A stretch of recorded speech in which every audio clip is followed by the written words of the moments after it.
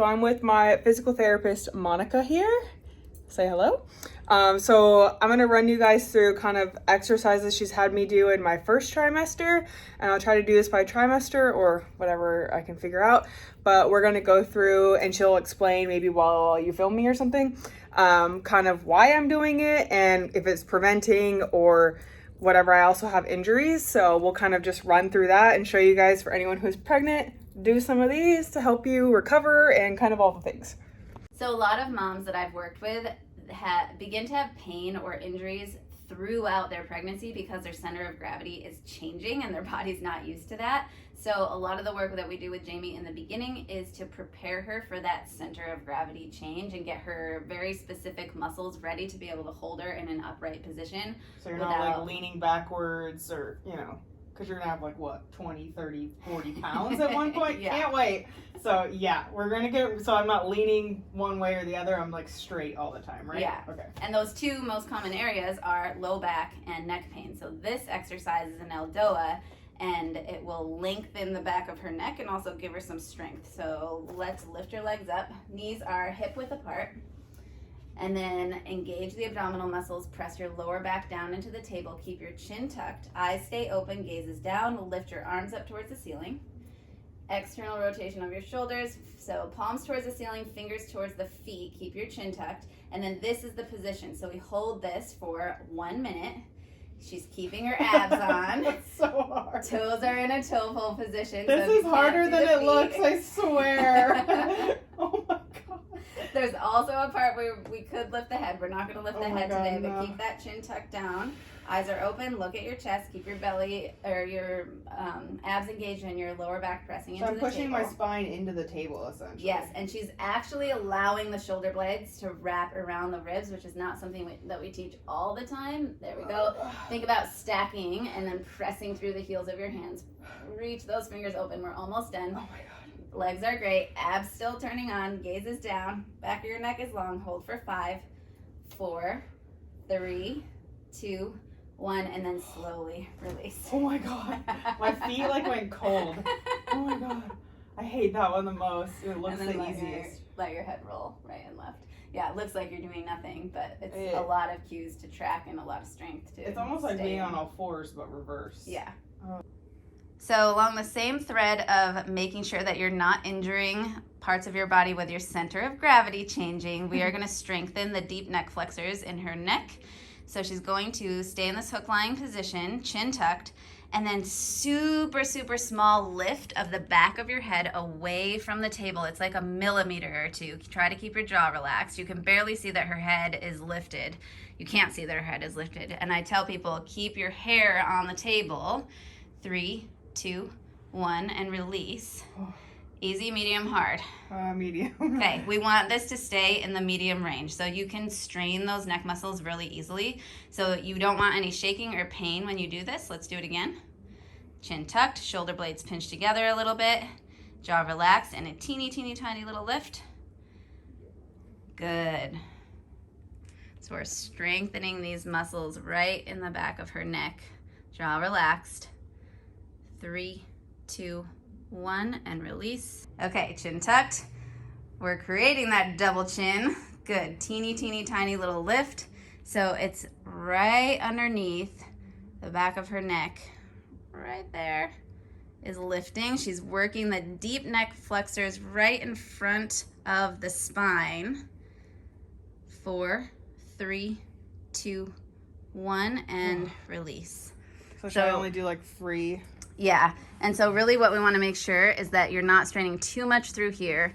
We're strengthening the muscles that are right on the front of the spine here, and no pain, minimal shaking at most, and don't overdo it with reps. 3 for 10 seconds is good for most people. Every day? Every day. Okay. My name is Monica Leslie. I'm a doctor of physical therapy. I am not a pelvic floor specialist, but I have a deep and enormous passion for movement and keeping my friends and family and clients super healthy, and a lot of people that I know over the past few years have gotten pregnant, so I've done a deep dive on what to do, what not to do, and how to prevent injuries for people who are pre and postpartum, and just to prep you for the whole entire journey, even years after you've had a baby. So even if you had a baby 4 years ago, this kind of information can be beneficial.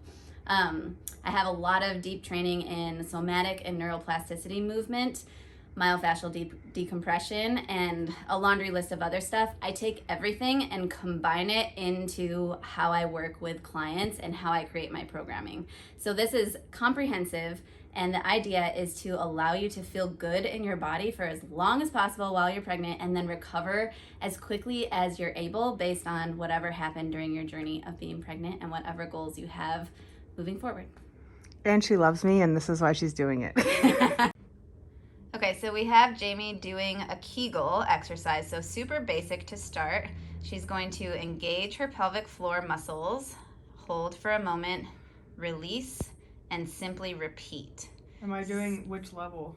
Level 1. Okay, so not like all the way holding, it's like just a little bit. Because when I did this at first, I bled a little bit, and I'm not sure if they're related, but we calmed it down because we were a little afraid. So she's just doing a basic engagement level. It's like a level 1 going up an elevator. So just first floor up, hold, and then release. It's like 20-25% of your actual full Kegel engagement. And we'll do about 10 of these. So this exercise is great to just prepare the pelvic floor to carry the weight of the baby. And then afterwards, a lot of the Kegel training or pelvic floor training that we do during pregnancy will help to prepare you to not have pelvic floor problems after pregnancy. Yes. Okay, so everyone's going to be different in their pace of how they progress through the Kegels or pelvic floor training. So Jamie started with level 1. We just engaged to about 20 or 25% and then released the pelvic floor. You don't want to see a bunch of movement anywhere else in the body. So abs are pretty relaxed, legs are in this hook lying position. As that becomes more comfortable and easy for her, we're going to progress to go level 1 and then level 2 on that imaginary elevator. It's just a stronger contraction, and then you release. One of the keys here is to make sure that you're fully releasing your pelvic floor, because a lot of times, especially very active and high achieving women, have a problem where we just keep the pelvic floor engaged. Never relax. Yes, you literally never relax. So you want to really make sure that you're fully relaxing your pelvic floor between repetitions. Once going through level 1 and 2 feels fine, then you progress to go up to level 3. We'll end up going all the way up to 5. Week by week or every 2 weeks, just like progress. Yes. You'll know if you get tired, if your pelvic floor starts to quiver a little bit, or if you just literally can't maintain that contraction hold. And another thing that we're doing is we will vary how long the hold is for. So if right now I asked Jamie to hold the pelvic floor contraction at level 5 for 20 seconds, she probably wouldn't be able to do that. So we need to train up to that level, and that's where everybody's pacing will be a bit different. So what's a good set to do every week? How much of what? So I would do 3 times a day, set of 2 sets of 10 or 3 sets of 10, depending on where you're starting from. So really, you should have a physical therapist walk you through this so that they can guide you really independently. So we have you for. Happy to do that. But you don't want to overwork your pelvic floor either. So 2 or 3 sets of 10, 3 times a day. When it starts to feel boring and you're like, oh, I'm not sure why I'm doing this anymore, then you can progress up to the next level. Okay. We're back. We have 3 more exercises we're going to run through. Yep. And then there's tons more, so I will link all her stuff if you guys want to do an actual pregnancy program with her. But we're just running through some of the basics that we're doing, and we're going to get started. Okay, so we're going to do W's. Okay. So let's stand in forced posture, which is another exercise that Jamie's very familiar with. So arches of your feet down, squeeze your glutes, pull your belly button towards your spine as much as you can. Yeah. Pinch those shoulder blades together and tuck your chin. And so now you're going to reach your arms out to the sides, and you're trying to pull your elbows in towards your ribs. Maybe face that way so they can see. Yeah. So arms come out, elbows in towards your ribs. Now you're trying to reach your arms, your wrists back as you push your elbows forward. So you're keeping your forearms behind this imaginary pane of glass that cuts your body right in half, keeps those abs on. Pull your chin back a little bit more, and then reach the arms out again, and then pull in for 3, 2, 1, out. Pull your chin back a little bit, pull in, 3, 2, 1, out. Good, keep those wrists back, pull in. 2 more, 3, 2, 1, reach out, and then one more time, pull in for 3, 2, 1. That was the longest and release. ever. I do these like daily as well, just for posture, and I've literally grown like half an inch, so those are good to do just in general. Yeah, but a lot of these are good everyday Yeah. exercises for humans. How many should we do a day? So 2 sets of 10, once or twice a day. And the purpose is to just keep your chest open. So a lot of breastfeeding is coming your way, so where you're going to be prone to holding and then holding the baby. So we want to keep those back muscles nice and strong so that you're not prone to these poor posture injuries. Hunchbacks. What are we doing now? This looks like how I got pregnant. Okay, go. Okay, so now we're going to do a glute exercise called the gates. So she's going to bend both of her knees up. Stack your knees on top of each other. Good. Flex your top foot or both feet. Engage your core. And then slide your top knee forward on the floor so that your knee touches the floor. And then use your glutes to lift that knee up towards the ceiling. Good. Keep that foot flexed. And you want to avoid letting your booty roll back. So you're do this. Exactly. So try to actually push your pelvis forward, and then you're trying to create that 90-degree angle between your hip, knee, and foot. Good. And then bring your knee back to the bottom knee, top knee to the bottom knee, stack them, and then slide your knee forward again and lift up. Foot is flexed. There you go. Now punch your pelvis forward. There you go. Squeeze that glute for 3, 2, 1. Come back down, knee forward and up. How many a day? Let's do 10 of these, and we'll fast forward to 10 right now. We're going to hold the last one for 10 seconds. So come down. Good. Slide your knee forward. Lift up. Each time I say a number, contract your glute stronger. So 10, stronger. 9, 8, 7, abs on. 6, stronger. 5, 4, 3, 2, 1, and release. I love it. Oh my god, those are really hard. So we sit a lot when we're pregnant, right? And Yeah. that can get your glutes weak, squishy, So and the other we side don't another need that. time. Yeah. I gotta make it even. Make it even. Even complex. Okay. See if you can remember. Good. Hips forward, foot flexed. But I need to keep all this parallel. Exactly. So you're trying to keep that thigh perpendicular to the floor and your calf parallel to the floor, and then your foot perpendicular. Come back down. So we'll do a 3-second hold, and every time you think a number in your head, squeeze stronger. 3, 2, 1, and down. Good foot adjustment there. Knee forward. This leg is not as strong. Knee forward and up. Good. 3, 2, 1, down. We'll do one more short one and then a long one. Come up. 3, stronger. 2, strongest. 1, down. Now we're going to do 10-second hold. Will you explain why we're doing this? Did we kind of? To strengthen your glutes, because you're going to be doing a lot of sitting, and you just need that super strong foundation to support you as your center of gravity begins to change in the 2nd and 3rd trimesters. The stronger your glutes are, the less overuse your lower back and your hamstrings will start to do as you're going through pregnancy and your body changing. And honestly, in humans in general, we have weak glutes, which means we overuse our hamstrings and our lower back muscles. So these exercises are just prepping you to be healthier post-pregnancy as well. Good job. And relax. And this? Yeah, so let your arms drop down first. So this is a good exercise to do at night, especially before bed, and this is definitely a 1st trimester exercise as you're laying on your back. You want to scoot your booty all the way up to the wall, so make sure that your tailbone is touching the wall as long as your hamstrings are loose enough to get there.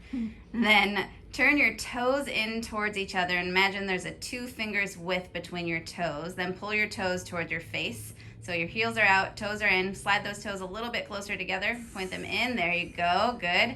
Belly button pull to engage your abs. Reach your hands up to the ceiling, fingers towards your feet, palms face up. Good. Tuck your chin, gaze down at your chest, and keep your eyes open. Good head adjustment there. Now reach your arms towards me so that your thumbs are just barely going to graze the floor. Keep trying to pull those fingers back. There you go. So this is good for spending a lot of time on computers and phones too. Now turn your toes back in. Good. Belly button pull. Eyes are open. Gazes down. Fingers reaching out to the sides. Reach through the heels of your hands. Good. We're going to hold this for a whole minute every time you do it. But this is a once a day exercise.